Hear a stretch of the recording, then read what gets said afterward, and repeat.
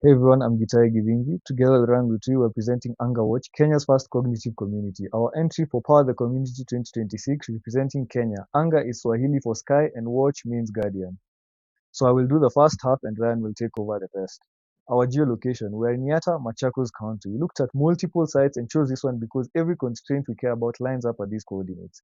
101.9 hectares, all independently verified. The key figure is solar irradiance at 5.18 kilowatt hours per square meter per day. That is what makes the solar array work at this location.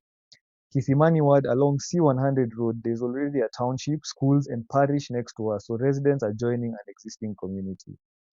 8 reasons. The elevation keeps temperatures at 17 to 27 degrees year round. So 2,000 homes need zero air conditioning. That removes major energy load through site selection alone. Soil is laterite that we press into building blocks on site at 35% less than concrete. The Yatta Canal, 2 kilometers away, gives us water at less than 0.4% of its flow. And KPLC substation, 4 kilometers out, makes it possible to sell surplus electricity back to the grid. We did a site visit. The reddish earth is laterite. The slide shows what is around us. This is Kitimani Township. These hospitals, canals, a highway, and developed land surrounded by existing infrastructure. So the canal and KPLC line give us what we need. But look at the deficit side. 70% of homes there cook on charcoal. Indoor PM 2.5 hits 300 versus a WHO limit of 15. And essential workers are stuck renting with no equity. So we did community interviews. We interviewed a teacher, a Buddha operator, and a deputy principal before designing anything. Same issues every time. Unreliable power, high commuting costs, cooking fuel, and no affordable housing. Before food or school fees, basic costs are 36,100 per month. After 25 years of paying that rent, you own nothing. That is what we are targeting. The problem, we documented 6 problems.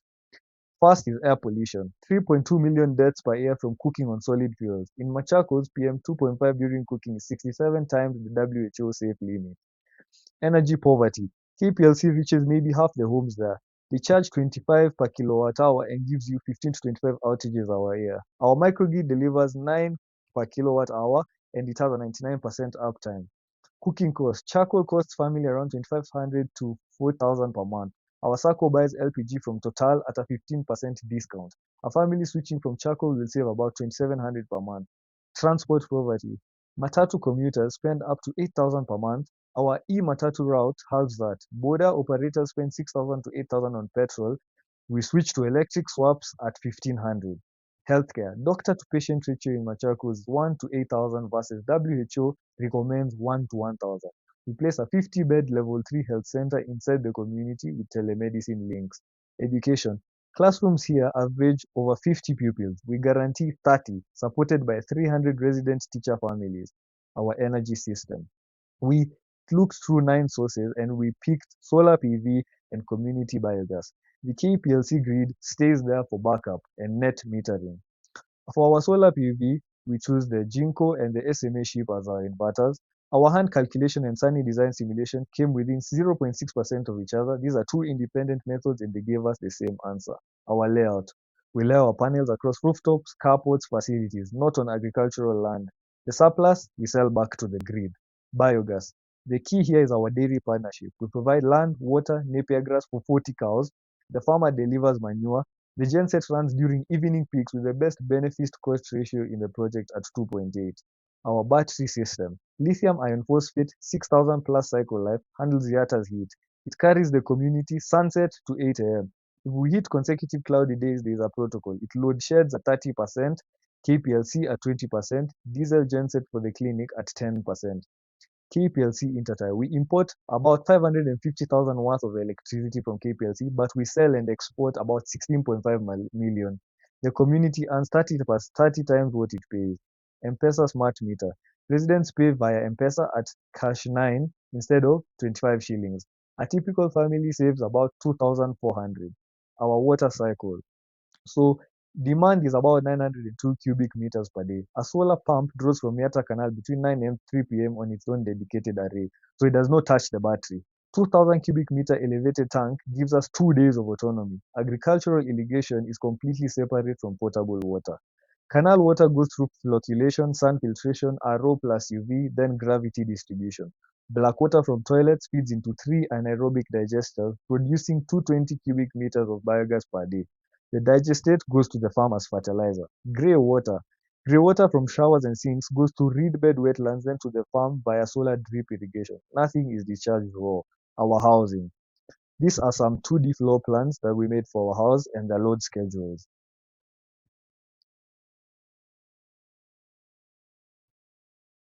So according to our hybrid plan, we want 91.5% of the residents to own home at completion. The one-bedroom studios will be remaining at rental. We use CSEB blocks, which are laterite, 5% cement, certified to Kenyan standard. This is 46,500 per square meter versus the original 60,000 for concrete, saving money. So here is the CSEB blocks. Our Ekeja five-story block are a block of apartments where our tenants will live. And this is the site plans for the whole AngaWatch site. Let me hand over to Ryan now. Thanks, thanks, Gitahi. Every apartment has an ESP32 microcontroller embedded in it, 2000 nodes, doing real-time monitoring, automated switching, and demand response across the community. We chose ESP32 because it handles Yata's heat, handles 230 volts, has built-in Wi-Fi, open source firmware, no subscriptions. We built the prototype ourselves. Every sensor on this table is justified by a specific energy saving or safety outcome. The power monitor feeds the billing system, PIR saves 18% on lighting, temperature sensor controls fan, LDR prevents overlighting during the day, and BESS feed triggers community-wide load shedding when storage drops below 30%. The total system costs 6.96 million, annual savings 5.9 million. So the whole smart home network pays for itself in under 14 months. And when storage drops low, all 2000 water heaters defer automatically. 6 megawatts of demand, flexibility without anyone doing anything. The Hunger Home app puts energy monitoring, M-Pesa billing, control rooms, automation rules on every resident's phone. Residents can see exactly what their fridge, TV, and light costs per day. The app also shows community battery status so people understand why water heater deferred. 7 core screens. There's an energy leaderboard per cluster. The most efficient household gets a 5% dividend bonus from the cooperative. That creates a positive incentive to save energy. Section 7, the community. 12 amenities. Everyone either reduces what residents spend or generates community revenue. Health center, 50-bed level 3 facility with its own dedicated battery and automatic transfer switch so neonatal incubators and vaccine cold chain never lose power, staffed by resident doctors and nurses who get premium housing as a retention incentive. Primary and secondary, 1,400 students combined, class sizes of 30 instead of the national 50 plus. The deputy principal from our interviews would move his family here because the schools are now on site. This for the high school and this one was for the primary school. The complete agricultural cooperative, food security, flour exports, dairy lease, and cold storage, zero outgoing energy costs for irrigation thanks to the gravity header. 5 e-matatus, 50 border borders, solar powered swap station. Transport costs residents roughly half. The Juakali zone has 50 workshop bays, and the market strip generates 92 million per year for the cooperative. Machakos County currently has 85% Christians, and not providing a cultural worship space would be culturally inappropriate. Recreation, football pitch, playgrounds, courts, running track, food forest, and communal laundry courts. Currently there's Wi-Fi, which is not a luxury, and nurses need HIF, telemedicine, and people need Wi-Fi to also order stuff. 55% of waste goes to biogas, 25% to recycling, 18% to landfill, no incineration. The cooperative runs under cap for 90, 1 vote per household, 40% of surplus goes to residents as the annual dividend. 20 clusters of 64 families each. The Akeja units arranged around a shared central courtyard, each cluster self-contained, village within the village. Source separation at the point of generation. Toilets go one way, sink showers go another. So that means the black water never meets the grey water. And we have the water recycling and the grey water treatment. Currently, you have AngaWatch owned and managed community registered under Kenya's cooperative societies. Each resident family is a member. Each person has their own vote. The slide Community infrastructure is not a cost center, it's the revenue engine that makes AngaWatch financially self-sustainable with 79 per year net. Every amenity reduces monthly spend or generates cooperative revenue designed to be highly desirable place to live in, not just affordable with things such as a health center, primary school, secondary school, industrial zone, commercial strips, and sports complex. Flood warning. Yatta is a convergence of three basins. A 50 millimeter storm generates over 31,000 cubic meters of runoff in hours. We built a flood early warning system, ESP32 centers, plus TM AI forecasting, SMS alerts in Swahili. It runs on the community microgrid, so it stays up during the storm. Total stormwater buffer is 23,500 cubic meters. We have 5 nodes, one hour system. Each node monitor the specific water body around AngaWatch. Together they form a complete watershed intelligence network from canal intake to residential retention, sending SMSs to people in the community. The integration is a safety feature and intelligence layer that turns AngaWatch from a well-engineered housing estate into a self-aware, climate-resilient community that protects its own assets. The next generation of the AngaWatch integration moves beyond alerts to automated action and has the Yatta Farm agricultural IoT metrics of return. This is how we pay for it. The capital stack. We have 12.212 billion total. An important point on the side, construction finance, exit finance are different.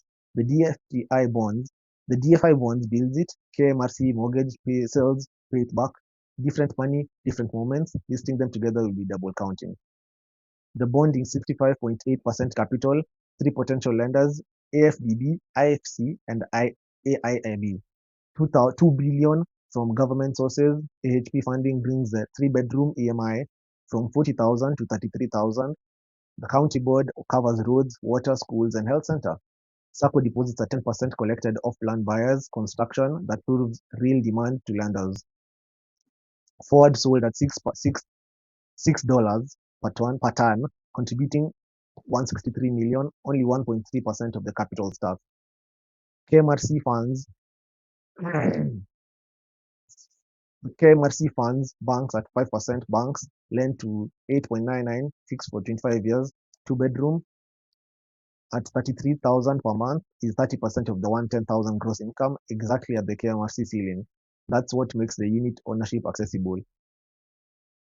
The 1,130 2-bedroom and 700 3-bedroom units sell together generates about 7.9 billion, which retires the entire DFI bond. The net debt at completion is only at 63 million. Affordability. Every debt to income figure on this slide is calculated from TSK and NSC salary scales, not modified, and based on what teachers and nurses actually earn. One M-Pesa payment per month, automatically split into mortgage, energy, SACCO, maintenance, and sinking fund. For 2-bedroom family, that's about 36,000 per year. The billing software costs 2.5 million to build, saves the community 57.6 million per year versus KPLC rates. The table shows the full life cycle. Projects turn into net positive in year 4 from unit sales, break even on total capital by year 24, equity IRR 12 to 15%. Year 5, steady state, 182 million in, 79 million net surplus after cost and tax. 40% goes to residents as annual dividend, 15,800 per household per year. 6 risks to mitigation on the side. Biggest mortgage default, handled by cycle title, retention, and smart meters. That cap is a basic tier instead of cutting it off. The 4 phases, every risk mitigated. The 4 years to first occupancy, we have the 4 phases: foundation, energy and education, housing and enterprise. A benchmark scorecard is on screen. Energy cost and share income drops 4 to 7% down to 1%. Carbon drops 97%. Every metric improves. These are the innovators, Ngwitu, Ryan, and Gitai Gidinji. And this is AngaWatch, 2,000 families, solar, biogas, 50-bed clinic, 2 schools, electric transport, flood warning, cooperative, and where every household has one vote. This model works. This is AngaWatch. Thank you.